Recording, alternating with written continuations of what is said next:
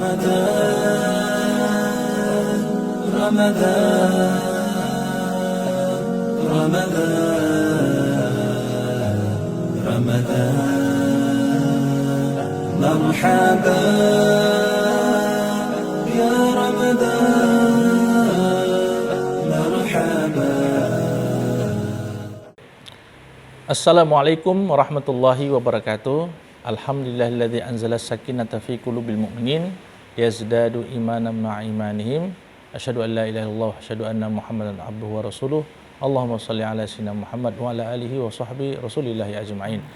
Para pemirsa Darus Sofa TV, sahabat fillah yang dimuliakan Allah Subhanahu wa taala, bulan Ramadan adalah bulan di mana diturunkannya Al-Qur'an. Syahrul Ramadan alladzi unzila fihi al-Qur'an hudal linnas wa bayyinatin minal huda wal furqan. Bulan Ramadan diturunkannya Al-Qur'an. Dan disinilah sebagai petunjuk bagi orang-orang yang beriman. Maka para sahabat fillah sekalian, apa maknanya? Kenapa di bulan Ramadan Allah turunkan Quran? Nah, salah satunya adalah kita sangat dianjurkan di bulan Ramadan adalah memperbanyak membaca Quran, memperbanyak mentadabburi Al-Quran. Disinilah interaksi kita dengan Al-Quran harus kita perkuat, kita jalin. Ya, selama ini mungkin 11 bulan hanya Quran itu sebagai pajangan saja, tak pernah dibuka. Dan dengan Ramadan Allah ingatkan kembali, ada peristiwa diturunkan Al-Quran di bulan Ramadan. Maka para sahabat fillah yang dimuliakan Allah Subhanahu wa taala, mungkin saya akan mengkaji mengenai bagaimana sih efek daripada interaksi Al-Quran dengan kesehatan tubuh kita. Nah, hari ini hadirat yang dimuliakan Allah Subhanahu wa taala, ada satu penelitian, unik nih penelitiannya, dari jurnal di Tunisia kalau tidak salah saya baca, bahwa pasien-pasien dengan kondisi koma itu dikumpulkan. Ada kurang lebih 60 sampel pasien koma. Koma itu istilah derajat kesadaran yang paling rendah.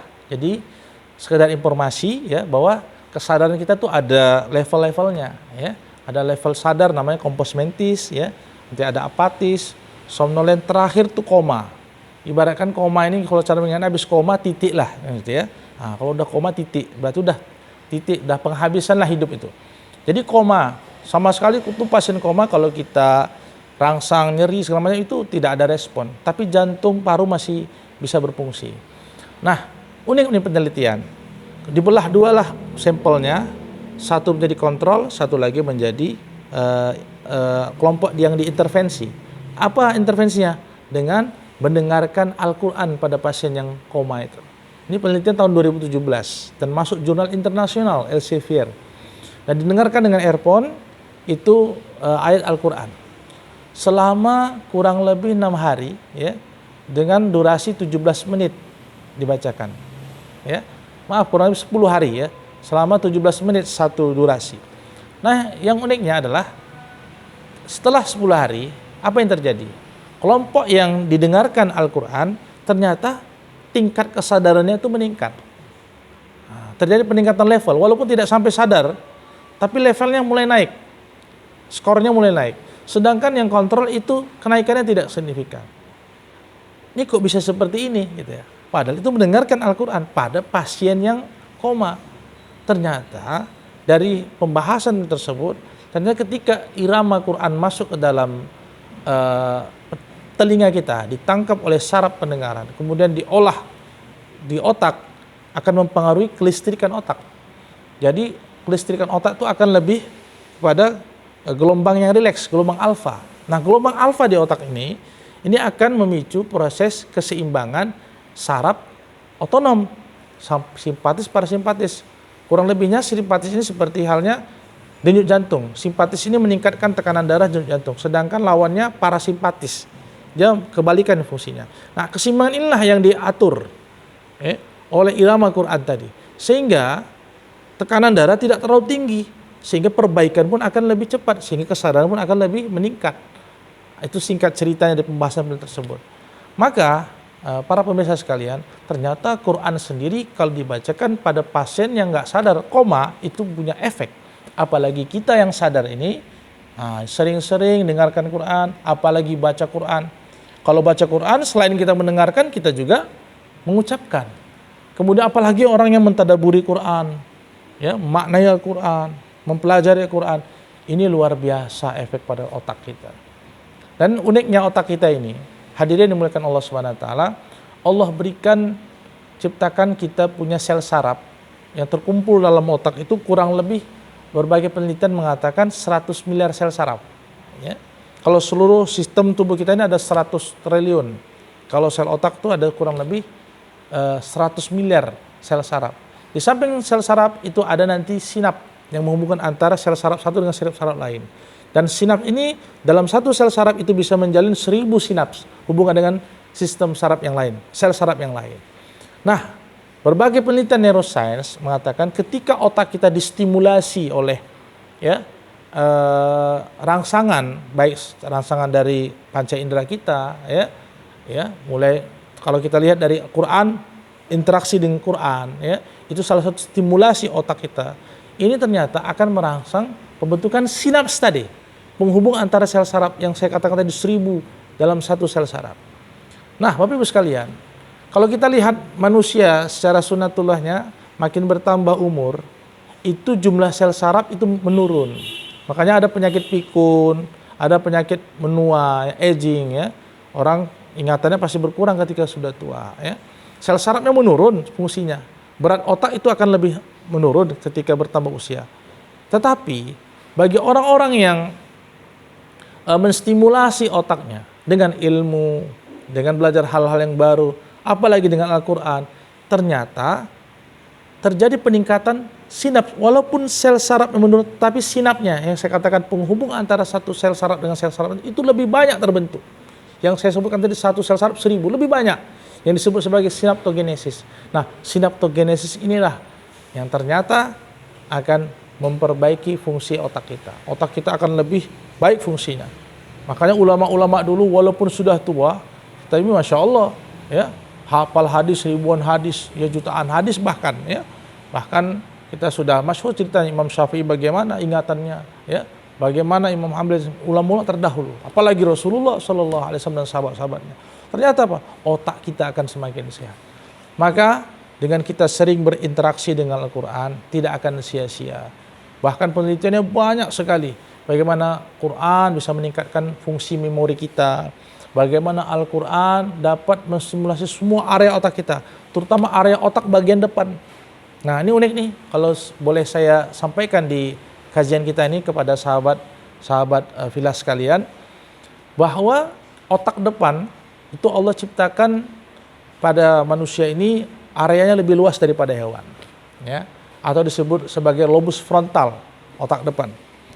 Nah, otak depan ini punya fungsi yang sedikit berbeda dibandingkan otak yang lain. Jadi Allah ciptakan kita ada otak depan, namanya lobus frontal, ada otak bagian kanan kiri, parietal, kemudian agak ke bawah yang kanan kiri, temporal, yang belakang namanya occipital. Nah, ini area otak ini masing-masing punya fungsi berbeda. Kalau yang belakang untuk penglihatan, yang kanan kiri untuk kurang lebih pendengaran, termasuk juga memori, emosi. Yang atas kanan kiri yang bagian atas untuk pergerakan motorik, sensorik. Depan ini lebih kepada fungsi pertimbangan, mengambil keputusan, dan hebatnya lagi temukan sebagai fungsi moralitas. Fungsi pembentukan akhlak itu ada di otak depan. Dan otak depan ada dua, kanan kiri. Dan pakar neuroscience mengatakan otak kanan itu lebih mengarah kepada fungsi moral. Kalau kita dalam Islam akhlak. Nah, coba kita kembalikan kepada syariat atau perintah atau sunnah atau hal-hal yang kita amalkan dalam Islam ini.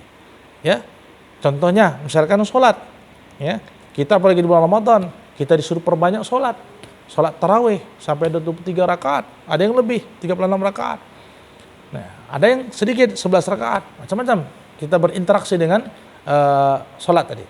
Nah, ternyata dengan memperbanyak sholat, itu area otak bagian depan, frontal, ya, ini akan lebih aktif. Ya. Bahkan ada seorang wanita Yahudi namanya Fidel Madroy, ya, dia buat hipotesis ketika orang sujud, posisi meletakkan otak di bagian terbawah sumbu tubuh, ini ada area di otak yang mendapatkan makan darah maksimal. Dan area yang paling banyak mendapatkan tersebut adalah area otak bagian depan. Nah, ternyata neuroscience mengatakan, ya, bahwa orang-orang yang rajin beribadah, sering mendengarkan Quran. Ini ada penelitiannya, walaupun tidak dipublish ya, ditulis dalam suatu majalah. Penelitiannya dokter jantung ya, saya tak sebut namanya. Nah, dia bandingkan otak orang muslim dengan non muslim.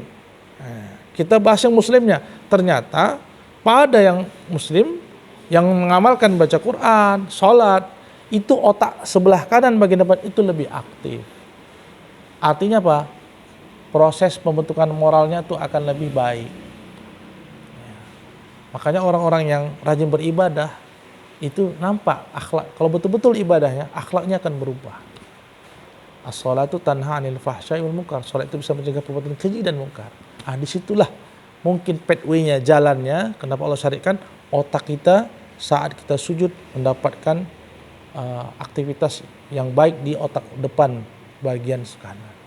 Makanya kalau di Quran kan disebut para pemirsa sekalian, sahabat villa, nasiyatin kadibatin khatiyah, ubun-ubun. Allah sebut otak depan itu ubun-ubun. Maka jangan sampai ubun-ubun kita rusak. Maka dengan Ramadan ini kita maksimalkan fungsi otak kita, fungsi ubun-ubun kita. Ya, kita aktifkan interaksi dengan Al-Quran lebih hebat lagi nih. Ketika kita baca Quran, otak bagian belakang aktif. Ketika kita membaca Quran, otak bagian parietal kanan kiri aktif. Ketika kita menghafal Quran, otak temporal kanan kiri itu aktif karena itu area untuk penyimpanan memori, pendengaran. Ketika kita tadabbur Quran, kita merenungkan Quran, itu otak bagian depan yang fungsi berpikir kita itu akan lebih aktif. Semua area otak akan terstimulasi. Maka ada istilah the training brain, melatih otak. Quran itu training brain, melatih otak kita. Maka anak-anak yang masih dini itu sangat disarankan dekatkanlah mereka dengan Quran. Ya, dekatkan mereka dengan Quran, baru ilmu-ilmu lain akan lebih mudah masuk. Kenapa? Dengan berinteraksi dengan Quran, otak mereka akan lebih aktif, otak mereka akan lebih sehat, akhlak mereka akan lebih baik, lebih bagus. Itulah yang tujuan daripada dakwanya Rasulullah SAW, liutammima makarimul akhlak, menyempurnakan akhlak. Mari di bulan Ramadan ini jangan kita sia-siakan, kita maksimalkan amaliyah di bulan Ramadan ini, membaca Quran, membaca hal-hal yang positif, ibadah sholat kita, tingkatkan sedekah kita tingkatkan lagi. Semoga Allah SWT menerima ibadah kita di bulan Ramadan. Sampai berjumpa di Ramadan berikutnya, kita bisa nikmati indahnya bulan Ramadan. Mudah-mudahan apa yang disampaikan bermanfaat. Lebih dan kurang saya mohon maaf. Billahi taufiq wal hidayah. Wassalamualaikum warahmatullahi wabarakatuh.